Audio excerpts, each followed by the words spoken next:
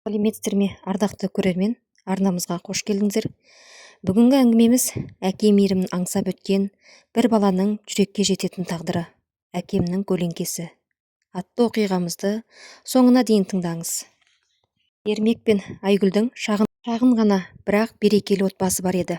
Бір ұл, бір қыз тәрбиелеп отырған қарапайым жанұя сырт көзге бақытты көрінетін. Ермек таң ата үйден кетіп, кеш бата әрең оралатын.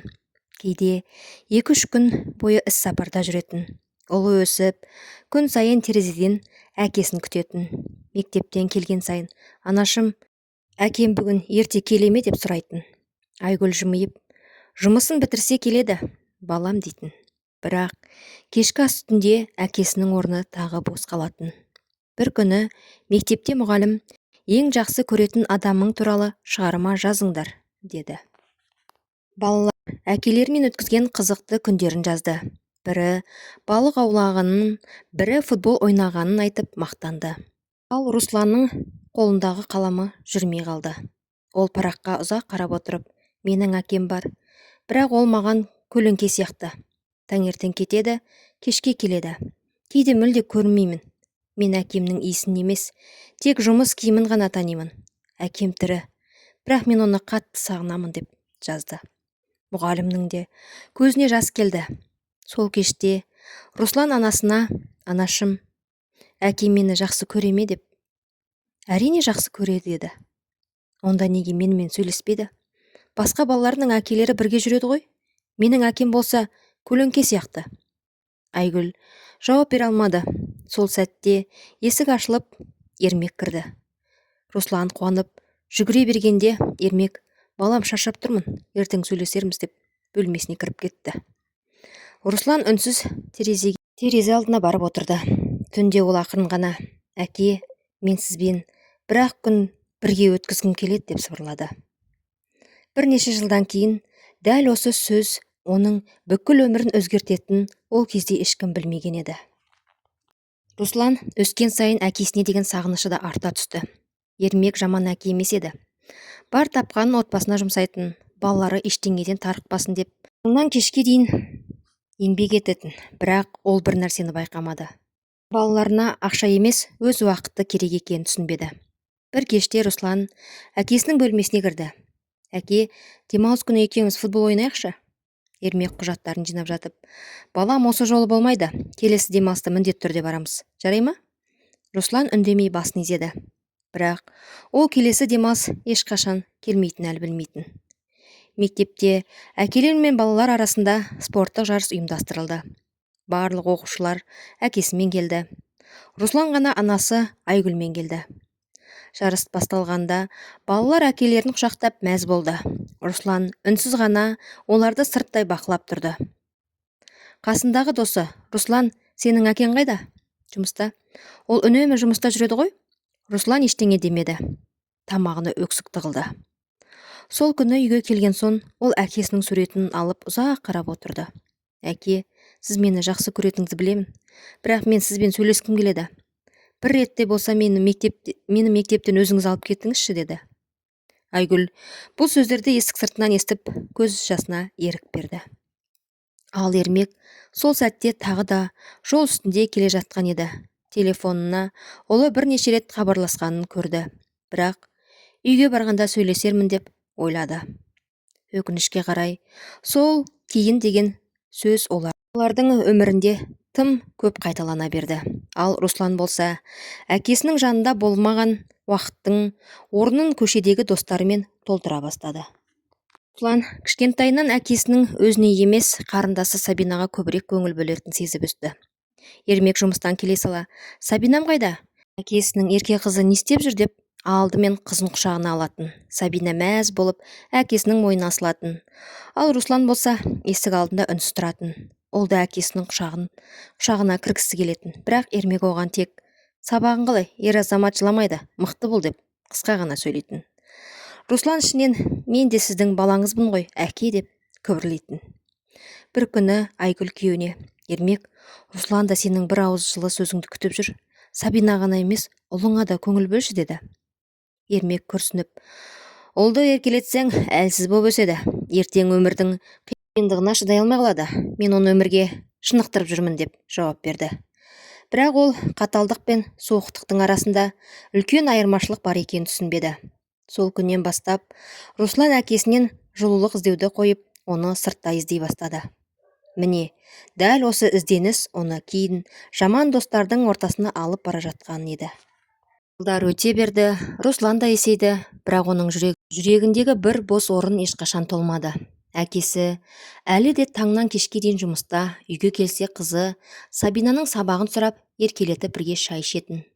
Ал айтатыны бір-ақ сөз: сабағыңды оқыдың ба? Иә, болды, демал. Осымен әке мен баланың әңгімесі аяқталатын. Бір күні мектептен келе жатқанда сыныптасы Данияр: Руслан, бүгін бізбен жүр, балалар жиналып жатыр.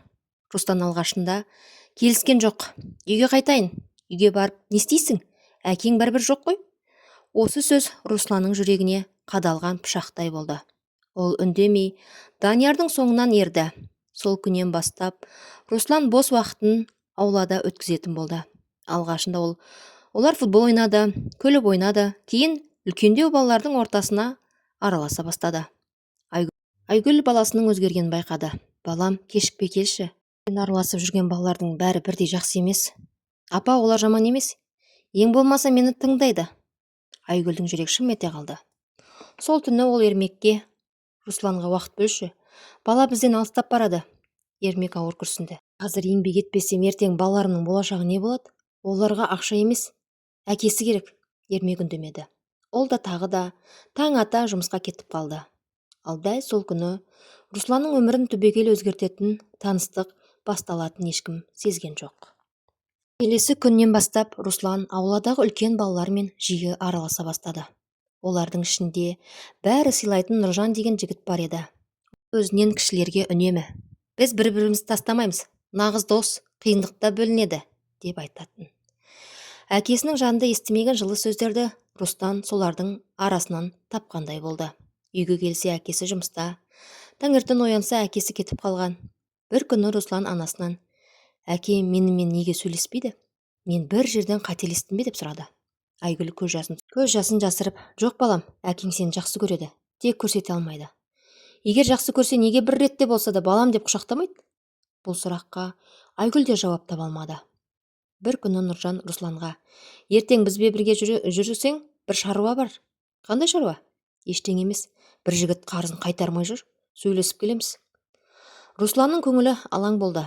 Тек сөйлесеміз ғой? Әрине, біз ешкімге тиіспейміз. Руслан сеніп қалды. Сол түні ол ұзақ ұйықтай алмады.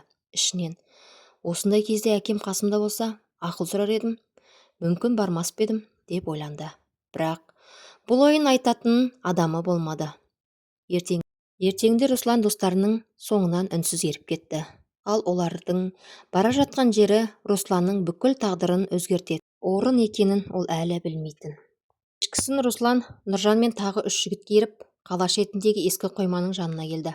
Бірнеше минуттан кейін шамалас бір жас жігіт келді. Нұржан оған ашулы үнмен: ақшаны алып келдің бе?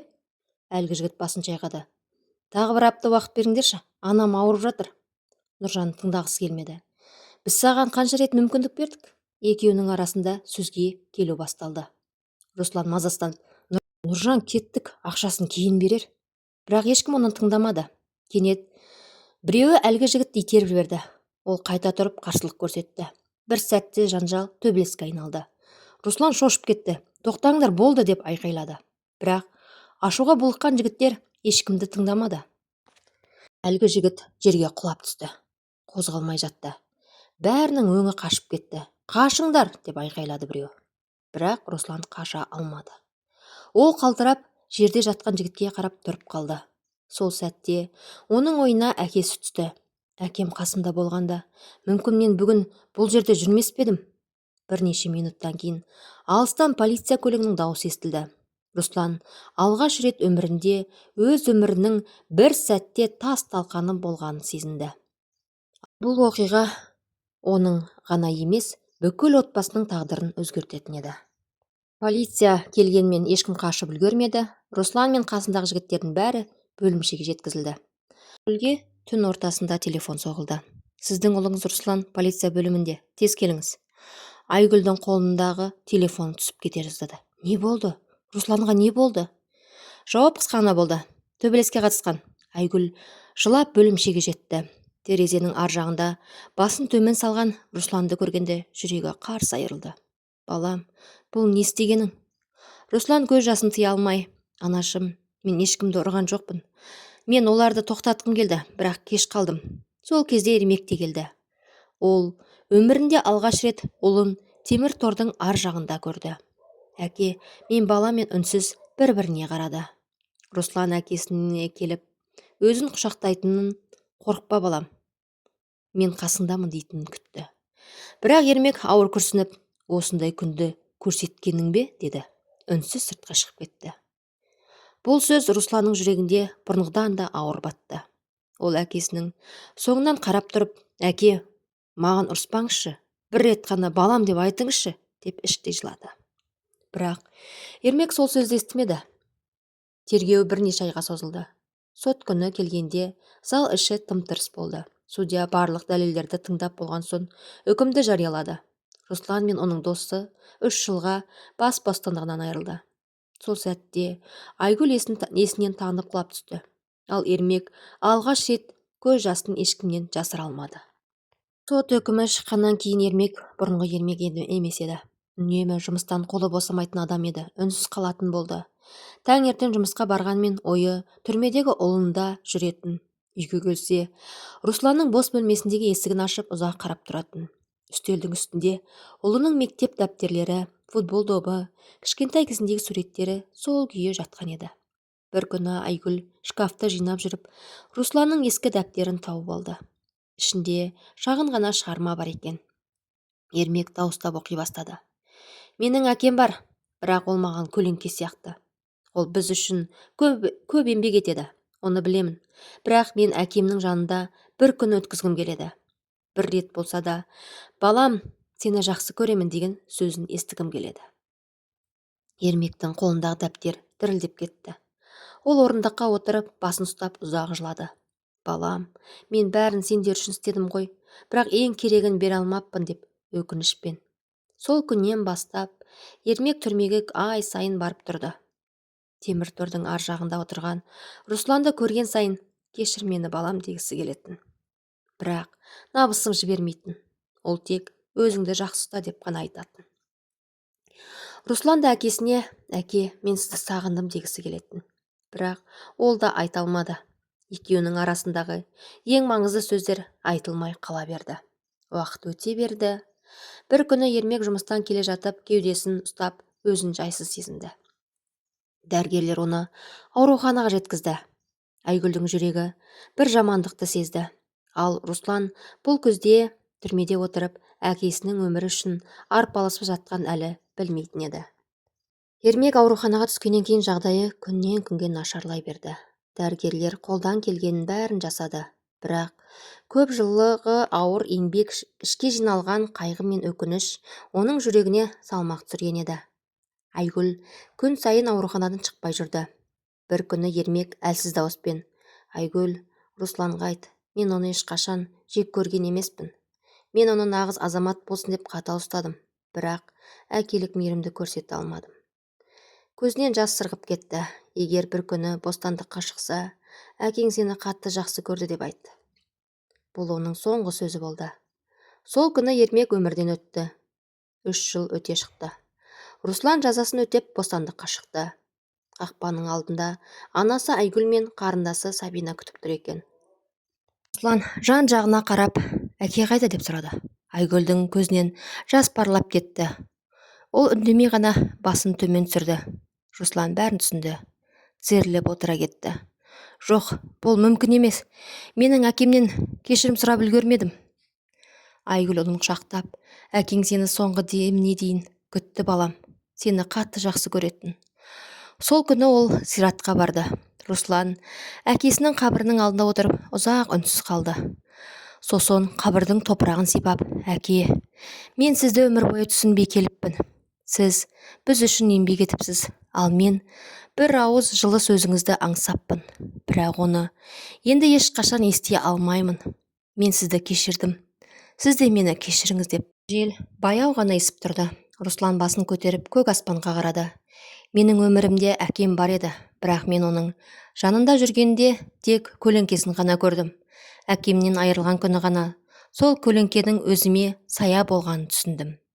Сол күннен бастап Руслан өмірін өзгертті. Ол қателікке жол берген жастармен кездесіп, өз тағдырын айтып жүрді. Әр кездесуінің соңында бір ғана сөз айтатын: егер әкеңіз тірі болса, бүгін ақ барып құшақтаңыз. Айтылмаған сөзді ертеңге қалдырмаңыз. Ертең кеш болуы мүмкін. Құрметті көрермен, сіз бұл оқиғадан қандай ой түйдіңіз? Қазіргі таңда көптеген әкелер отбасым үшін деп күні-түні жұмыс істейді. Бірақ сол қарбаласта балаларына уақыт бөлу азайып кеткен жоқ па? Балаға материалдық жағдайы маңызды ма, әлде әкесінің бір сағат уақыты мен жылы құшағы маңызды ма? Сіздің ойыңызша Ермек дұрыс әке болды ма, әлде Русланға көбірек көңіл бөлу керек пе еді? Егер сіз Русланның орнында болсаңыз, әкеңізді кешірер ме едіңіз? Баланың тәрбиесінде әкенің орны қаншалықты маңызды деп ойлайсыз? Пікіріңізді міндетті түрде комментарийға жазыңыз. Әр пікірді оқимыз. Егер оқиға жүрегіңізге жетсе, лайк басып, арнамызға жазылуды ұмытпаңыз. Русланның таңдауы болды ма, әлде әкесінің жылуын көрмегендіктен өзін түсінгендей болған достарының соңынан еруі заңды ма еді?